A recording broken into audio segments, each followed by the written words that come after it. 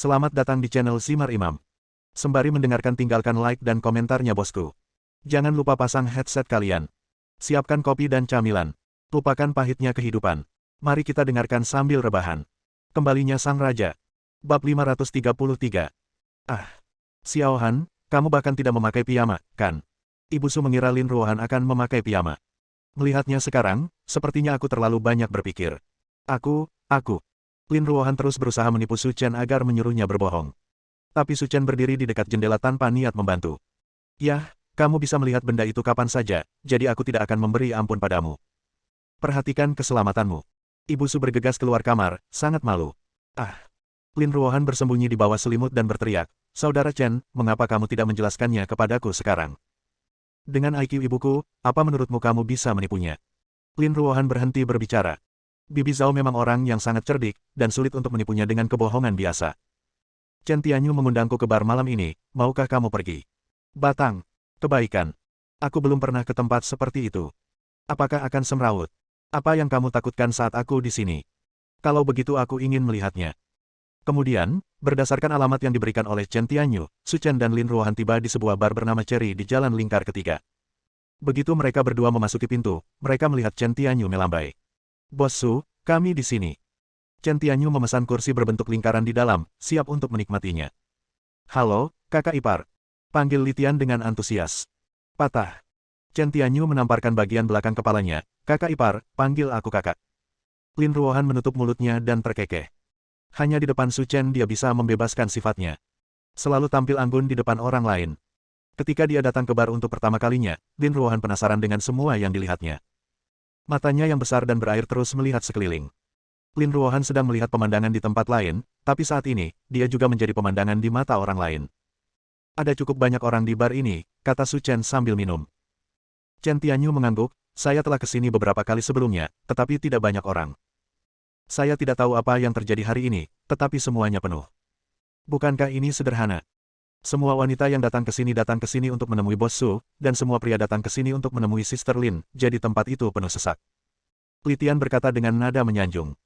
Chen Tianyu, kamu benar, kami memang di sini untuk menemui mereka. Mendengar suara itu, Su Chen mengerutkan kening, karena yang berbicara adalah Huang Shaotian. Itu kamu lagi. Chen Tianyu segera berdiri, tampak marah. Saya menghukumnya di restoran, mengira dia akan memiliki ingatan yang panjang, tetapi tanpa diduga, dia melompat keluar lagi, dan dia benar-benar bertahan. Melihat Huang Shaotian, Lin Ruohan juga sangat marah.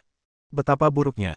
Melihat postur ini, dia pasti sudah mengetahui keberadaanku dan melakukan penyergapan sejak lama. Tentu. Huang Shaotian tertawa terbahak-bahak. Saudara-saudara, kita di sini. Huang Shaotian menyapa dan melihat lebih dari 20 orang berdiri di bar, semuanya memegang botol anggur dan berjalan sambil bermain-main. Ya Tuhan, mereka adalah anggota klub Supercar SLA Yanjing. Melihat logo orang-orang itu, penonton lain di bar tidak bisa menahan diri untuk tidak berseru. Apa itu SLA? Kamu tidak tahu ini kan? SLA adalah klub mobil sport paling terkenal di Yanjing. Hanya anak-anak dengan kekayaan bersih lebih dari 5 miliar, atau anak-anak kader di atas tingkat departemen yang berhak menjadi anggota. Jadi orang-orang ini saat ini, mereka semua kaya atau bangsawan, dan kita tidak bisa main-main dengan salah satu dari mereka saja. Ju, ini menakutkan sekali. Jadi bagaimana menurutmu? Lalu jika mereka menjadi sasaran, bukankah mereka tidak akan bisa bertahan hidup? Pada dasarnya, dengan kemampuan anak-anak kaya seperti mereka, bahkan jika mereka membunuh seseorang, akan ada seseorang di belakang yang akan memperbaiki keadaan, jadi mereka bahkan tidak perlu khawatir. Su Chen, aku benar-benar tidak menyangka kita akan bertemu lagi. Mata Su Chen menyipit saat melihat Mu Yunxi berjalan ke arahnya. Kamu benar-benar berhantu. Nak, katakan lagi, percaya atau tidak, aku akan membunuhmu sekarang juga. Pria yang berbicara itu tampan, terawat, dan memancarkan aura mendominasi yang membuat takut Chen Tianyu dan Li Tian hingga mereka tidak berani berbicara. Pria di depannya bernama Feng Changkong. Ketika Mu Yunxi pergi ke Linyang, dialah yang mengantar Mu Yunxi ke sana. Jika kamu tidak ingin mati, pergilah. Ketika Feng Changkong keluar, Su Chen melihat kekuatannya. Dia hanya berada di tahap tengah Wuzun dan bisa mengatasinya dengan satu jari.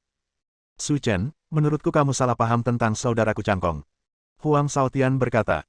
Saudara Changkong bukanlah orang biasa, dia adalah ahli seni bela diri tingkat menengah. Meskipun kamu pandai dalam hal itu, kamu hanyalah sampah di hadapanku, saudara Changkong. Patah. Su Chen melambaikan tangannya yang besar dan menamparkan Feng Changkong. Sekarang, menurutmu siapa yang lebih sampah? Mendesis. Semua orang di bar menarik napas. Dia benar-benar mengipasi Feng Changkong. Orang-orang di klub Supercar semuanya bingung.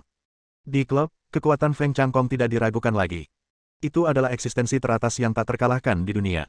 Dan sekarang, begitu mereka bertemu, mereka terlempar. Lelucon yang luar biasa. Changkong, apa yang terjadi? Kamu telah mencapai ranah master bela diri dan merupakan ahli terbaik di antara generasi muda. Mengapa kamu dipukul olehnya? Kata Mu Yunxi dengan ekspresi ngeri. Kami meremehkan anak ini, dia juga seorang pejuang. Apa? Dia juga seorang seniman bela diri. Itu benar, jika dia bukan seorang seniman bela diri, tidak peduli seberapa kuat dia tidak akan mampu menjatuhkanku hanya dengan satu tamparan. Dia sebenarnya. Mu Yunxi menatap mata indahnya, tidak tahu harus berkata apa. Alasan mengapa keluargamu memutuskan pertunangan mereka saat itu adalah karena Su Chen adalah orang yang tidak berguna. Sekarang, dia juga telah menjadi seorang pejuang, yang berarti keluargamu melakukan kesalahan dalam hal ini. Yunxi, mundurlah. Aku baru saja membuat kesalahan dalam penilaianku tentang dia, jadi aku tidak mengambil tindakan pencegahan. Kalau tidak, aku tidak akan berhasil menyerangnya. Kali ini, aku akan memberinya peringatan. Petik 2. Saudara Feng, ayolah, kita tidak boleh membiarkan dia pergi. Orang-orang di klub Supercar berteriak keras. Karena ini adalah pertarungan kehormatan. Jika kalah, reputasi mereka sebagai klub Supercar akan hilang sama sekali. Jangan khawatir, di dunia seni bela diri, bagi seseorang seusianya untuk mencapai alam transformasi, itu sudah cukup bagus. Dia tidak bisa menjadi lawanku. Su Chen, tamparan yang baru saja kamu tampar begitu lembut, tidak mungkin menyakitiku. Jadi apa maksudmu, apakah kamu siap sekarang? Kata Su Chen. Tentu saja, jika kamu menyinggung Yunxi, aku akan memotongmu menjadi beberapa bagian. Patah.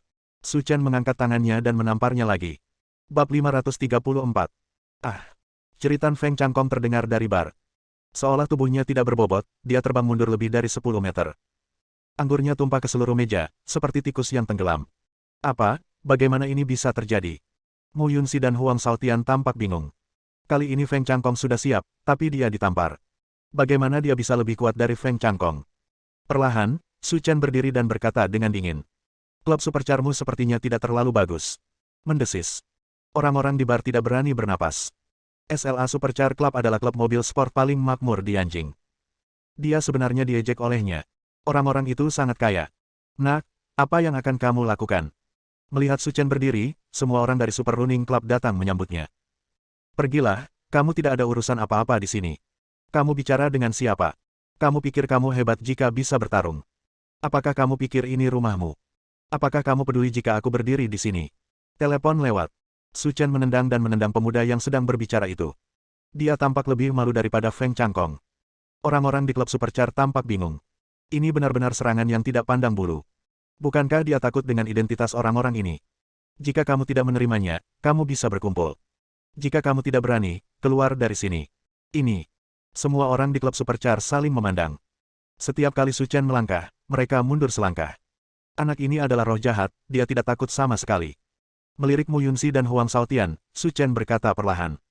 Aku sudah memberimu kesempatan lagi dan lagi, tapi kamu tidak menghargainya. Su Chen, apa yang akan kamu lakukan? Keluarga Huang kami adalah keluarga besar dengan kekayaan bersih puluhan miliar. Jika kamu berani menyentuhku, ayahku tidak akan membiarkanmu pergi. Biarkan ayahmu datang kepadaku dan lihat apakah dia mampu. Klik, klik. Su Chen mematahkan tangan Huang Shaotian sebagai tanggapan, dan yang terakhir segera pingsan. Rasa sakit yang menusuk tulang bukanlah sesuatu yang bisa dia tanggung. Wajah Mu Yunxi menjadi pucat, dan hatinya penuh kengganan. Dia tidak bisa menerima bahwa ada sampah tak berguna yang naik ke atas kepalanya. Sampah yang kamu temukan tidak terlalu bagus.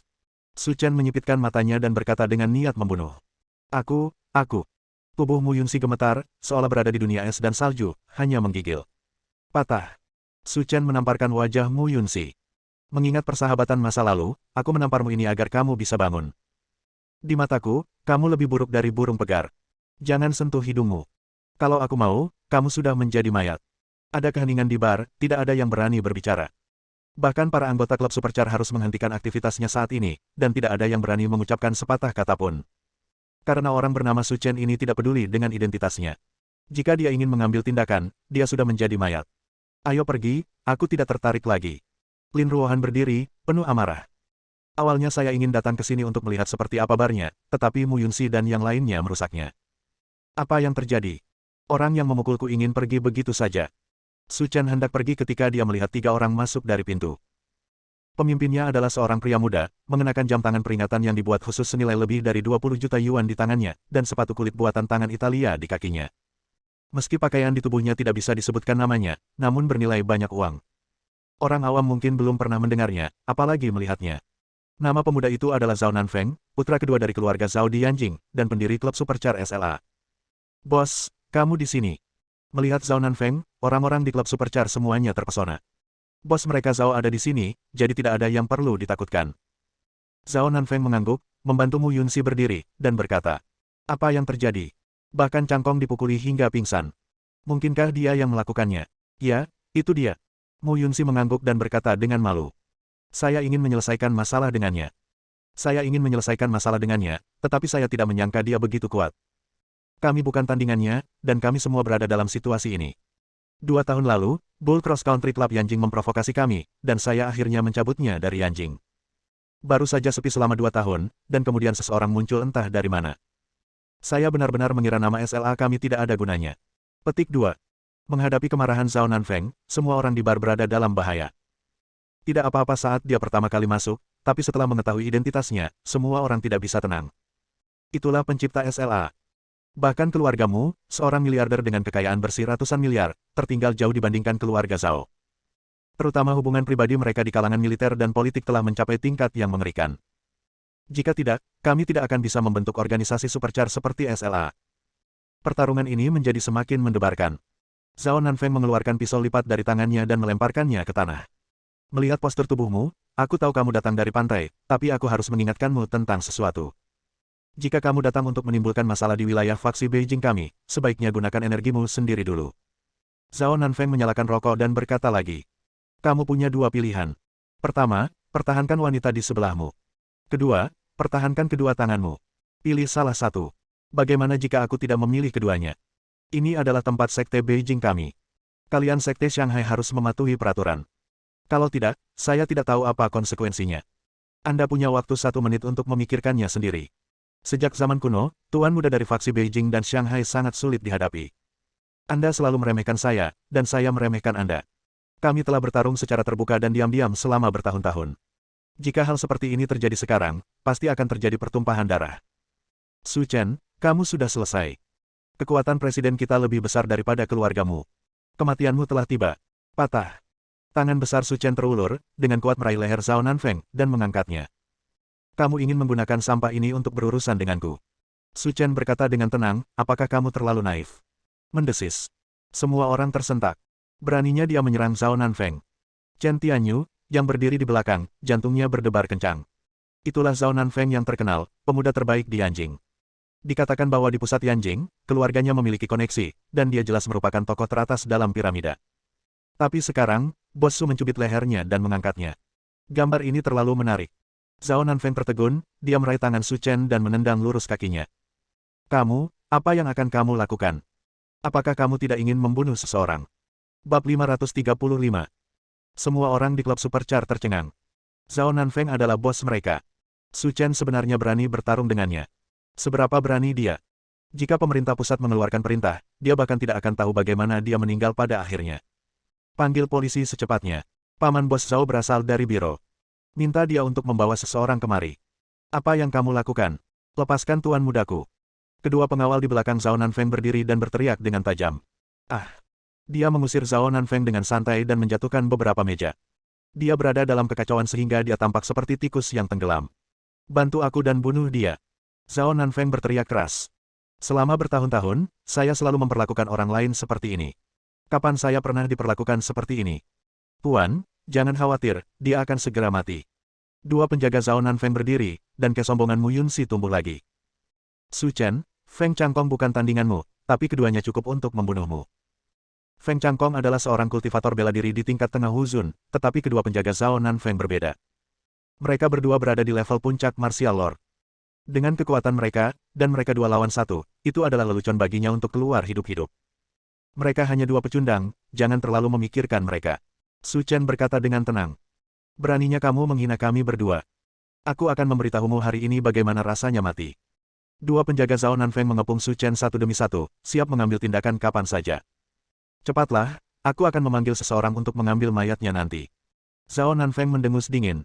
Saya mengerti, Tuan. Orang-orang di klub Supercar semuanya menyombongkan diri. Kedua penjaga bos Zhao bukanlah orang biasa, mereka beberapa level lebih kuat dari Feng Changkong. Menderita kematian. Kedua penjaga itu bergegas satu demi satu, tetapi ketika tinju mereka hendak mengenai Su Chen, mereka terkejut saat mengetahui bahwa Su Chen telah menghilang. Dalam sekejap mata, dia bergegas ke belakang seseorang. Ini sangat cepat. Mendesis. Klik. Tinju Su Chen mengenai salah satu dari mereka dengan kuat di tulang punggung. Ah! Suara retakan tulang terdengar, disertai dengan jeritan yang menyayat hati. Salah satu dari mereka jatuh ke tanah dalam posisi yang sangat memutar. Menjadi cacat. Bagaimana ini mungkin? Wajah orang lain pucat. Dia adalah saudara yang baik, tetapi Wu Zun, yang berada pada kekuatan puncaknya, dipukuli hingga lumpuh karena sebuah pukulan. Memperhatikan. Apa katamu? Sebelum orang yang tersisa bisa bereaksi, tinju Su Chen sudah mendarat di wajahnya. Seluruh wajahnya cekung, dan desahannya yang menyesakkan membuatnya pingsan seketika, tanpa intuisi apapun. Darah mengalir ke seluruh lantai. Seluruh bar menjadi sunyi. Melihat dua penjaga yang tidak sadarkan diri membuat tulang-tulangnya bergetar. Mu Yunxi sudah bodoh. Mengalahkan Feng Changkong tidak menjelaskan banyak hal. Dan sekarang, hanya dengan dua gerakan, dia mengalahkan dua penjaga di puncak seni bela diri. Ini cukup untuk menunjukkan bahwa kekuatan Su Chen saat ini jelas merupakan yang terbaik di kalangan generasi muda. Biarpun kamu menikah dengan keluargamu, itu pasti bukan pencapaian yang tinggi. Tapi sudah terlambat untuk mengatakan apapun sekarang. Hubungan keduanya telah rusak total dan tidak dapat diperbaiki. Entah dia mati atau dia mati. Selangkah demi selangkah, Su Chen berjalan menuju Zhao Nanfeng dan berkata dengan merendahkan. Kedua anjingmu sepertinya juga tidak baik-baik saja. Kamu, jangan datang, ada yang ingin kita bicarakan. Zhao Nanfeng melangkah mundur dengan tangan dan kakinya, wajahnya sepucat kertas. Kamu bisa hidup jika kamu mau, ambil saja 10 miliar untuk membeli hidupmu. 10 miliar. Bahkan keluarga Zhao, yang memiliki bisnis besar, mungkin tidak mampu membeli uang sebanyak itu. Apakah kamu keberatan? Su Chen mengangkat alisnya dan berkata, tidak apa-apa jika kamu tidak bisa mengeluarkannya. Lalu aku akan memotong tangan kirimu dalam 1 menit dan tangan kananmu dalam 2 menit. Itu tergantung berapa lama kamu bisa bertahan. Mata Zhao Nantian hampir jatuh. Saya tidak bisa mengeluarkan uang tunai 10 miliar. Sekalipun saya ingin memberikannya, saya tidak mampu membelinya. Maaf, 1 menit sudah habis. Ucapkan selamat tinggal pada tangan kirimu. Retakan. Tangan besar Su Chen mengerahkan kekuatan dan mematahkan lengan kiri Zhao Nanfeng. Jeritan tak berujung terdengar di bar. Dia hanyalah orang biasa, dan rasa sakit seperti ini telah mencapai batas yang bisa dia tanggung. Kamu, jangan melangkah terlalu jauh. Zhao Nanfeng berkata sesekali. Jika keluargaku mengetahui hal ini, mereka tidak akan pernah melepaskanmu. Benar sekali. Saya selalu suka memotong rumput dan mencabut akarnya. Ya, jangan terlalu sombong. Su Chen tersenyum aneh. 2 menit sudah habis, ucapkan selamat tinggal pada lengan kananmu. Berhenti. Retakan. Lengan kanan Zhao Nanfeng patah, dan suara-suara yang datang dari pintu tidak menghentikan terjadinya tragedi ini sama sekali. Paman. Melihat orang-orang masuk, Zhao Nanfeng menahan rasa sakit dan berkata dengan keras. Melihat polisi masuk dari luar, orang-orang di bar tanpa sadar menyingkir. Hanya orang-orang dari klub Supercar yang berani berdiri di lapangan. Saat ini, mereka sangat beruntung telah menelepon paman Zhao Nanfeng sebelumnya, jika tidak akan ada cara untuk mengakhirinya. Nanfeng, apa yang terjadi? Seseorang meneleponku dan mengatakan sesuatu terjadi padamu. Kenapa kamu berakhir dalam keadaan yang menyedihkan? Pria yang berbicara adalah Zhao Qingyi, paman kedua Zhao Nanfeng dan kepala kantor polisi Yanjing. Paman kedua, kami bertemu dengan pria tangguh yang datang dari pantai. Menurutku dia hanya berpura-pura menjadi babi untuk memakan harimau dan datang ke sini untuk menimbulkan masalah. Oke, aku tahu apa yang terjadi. Aku akan meminta seseorang untuk membawamu ke rumah sakit dulu. Aku akan menangani semuanya di sini. Tidak, panggil seseorang dan balut untukku. Aku harus mengawasinya mati, kalau tidak aku tidak akan bisa menelan bau mulut ini. Bagus. Wajah Zhao Qingyi dipenuhi amarah. Di Yanjing, jika Anda berani menyinggung keluarga Zhao, Anda tidak menganggap serius keluarga Zhao. Nak, kamu melakukan pembunuhan di depan umum, ikutlah dengan kami. Saudara Chen, apa yang harus kita lakukan sekarang? Lin Ruohan bertanya dengan gugup. Karena status spesial pihak lain, Lin Ruohan sedikit khawatir. Apa yang kamu takutkan? Aku di sini. Kamu bahkan tidak bisa melindungi dirimu sendiri, tetapi kamu di sini untuk menghibur orang lain. Mentalitasmu sangat bagus. Zhao Qingyi mendengus dingin. Su Chen tersenyum, terlihat santai. Tidak apa-apa jika kamu ingin aku pergi bersamamu, tapi sebaiknya kamu memikirkan konsekuensinya. Kamu pikir kamu ini siapa? Beraninya kamu mengancamku. Kalau begitu aku akan jalan-jalan denganmu. Mari kita lihat. Setelah selesai berbicara, Su Chen berkata kepada Lin Ruohan. Kalian kembali dulu, aku akan mengurus beberapa urusan pribadi dan aku akan segera kembali. Bab 536. Saudara Chen, menurutku orang-orang ini bukan orang baik. Bagaimana kalau aku ikut denganmu? Su Chen tersenyum dan berkata, jangan mengingatnya. Kemudian Su Chen memerintahkan Chen Tianyu untuk mengirim Lin Ruohan kembali ke hotel. Dan dia mengikuti Zhao Qingyi dan orang-orang dari klub balap super ke biro. Villa Yanjing Nanshan. Di atas sofa kulit di villa, seorang lelaki tua berambut abu-abu duduk, dan di sebelahnya ada tongkat. Dia mengenakan kacamata baca dan membaca koran di tangannya dengan penuh perhatian.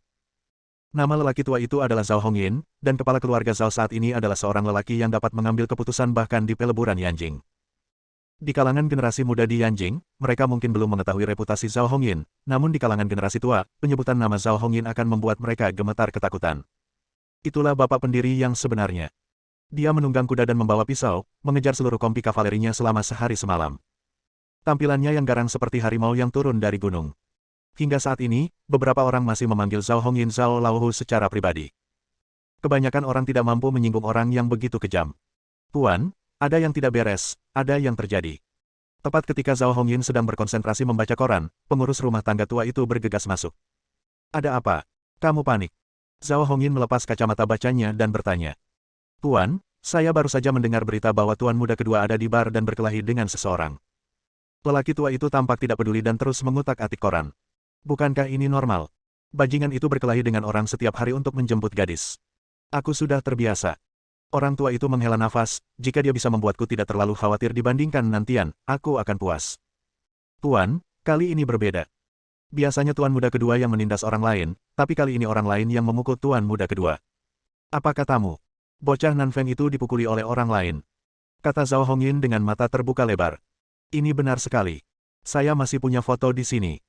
Untungnya, anak buahnya cerdik dan memberitahu Tuan Qingyi untuk pergi dan menyelesaikan masalah ini. Jika tidak, tuan muda kedua akan berada dalam bahaya. Sekarang Qingyi telah meninggal, biarkan dia menangani masalah ini dan melemparkannya ke atas gunung untuk memberi makan anjing-anjing.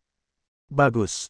Setelah menerima perintah Zhao Hongyin, pengurus rumah tangga tua itu merespons dan mundur. Pada saat ini, seorang pria muda berbalut handuk mandi dan bertelanjang dada turun dari lantai atas. Kakek, aku baru saja mendengar Paman Guo berteriak, apa yang terjadi? Pria muda itu memiliki potongan cepak dan tubuh kekar. Berdiri di sana, dia menunjukkan keseriusan yang tidak marah dan merugikan diri sendiri. Su Chen juga mengenal pria di depannya, dia adalah Zhao Nantian, kapten tim pasukan khusus Longya dari wilayah militer Yanjing. Sesuatu terjadi di Nanfeng sana, dan orang lain memukulinya. Sekarang paman keduamu sedang menghadapinya. Zhao Hongyin berkata dengan sedikit marah. Bukankah anak buah Nanfeng memiliki klub supercar? Orang-orang di sana cukup mampu, bagaimana mereka bisa diintimidasi oleh orang lain? Zhao Nantian berkata dengan heran. Kudengar dia datang dari pantai. Secara pribadi dia sangat kuat. Dia sendiri yang menjatuhkan semua orang di klub supercar. Jika paman keduamu tidak pergi ke sana tepat waktu, Nanfeng akan menderita kerugian. Zhao Nantian mengambil handuk dan menyeka air dari rambutnya. Apakah kamu punya fotonya? Aku benar-benar ingin melihat siapa yang mampu dan bisa mengalahkan bocah Nanfeng itu. Jangan bilang, sebenarnya ada beberapa, lihat saja. Duduk di sofa untuk mengambil foto, Nantian mengambil telepon. Namun saat melihat foto-foto itu, seluruh tubuhnya membeku seperti tersambar petir. Ada apa?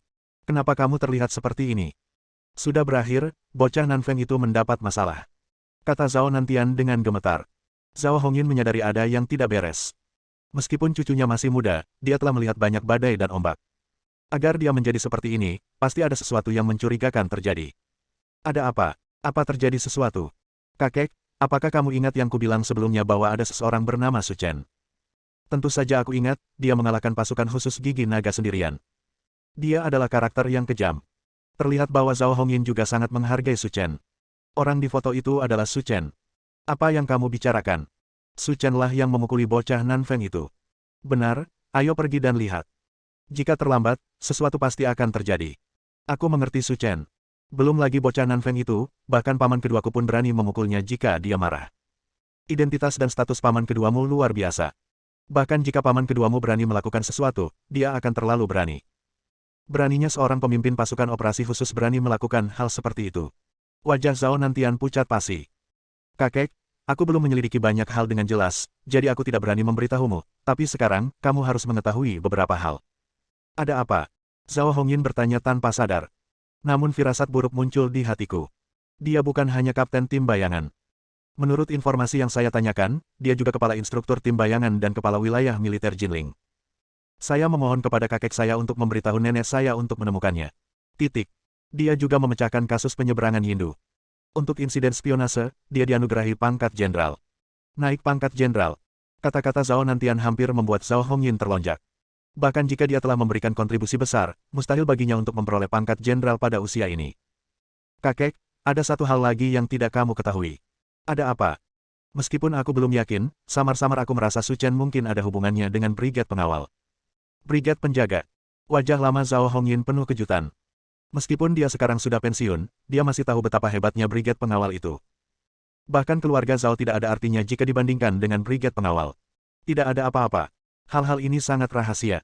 Saya hanya mendapat sedikit informasi tentang mereka, tetapi mereka harusnya dekat satu sama lain. Zhao Nantian berkata dengan sangat serius. Kalau tidak, pada usianya, mustahil baginya untuk mendapatkan pangkat jenderal. Dan di antara mereka, pasti ada banyak rahasia yang tidak diketahui. Tapi bagaimanapun juga, Su Chen bukanlah sesuatu yang bisa membuat keluarga Zhao kita tersinggung. Jika dia benar-benar membuatnya cemas, maka keluarga Zhao mungkin akan menghilang di Yanjing dan menjadi sejarah. Lalu tunggu apa lagi? Cepat berpakaian dan ikut denganku. Keluarga Zhao kita hanya bisa berteman dengan orang-orang seperti itu, tapi kita tidak bisa menyinggung perasaan mereka. Oke, ayo ke sana sekarang. Bersambung.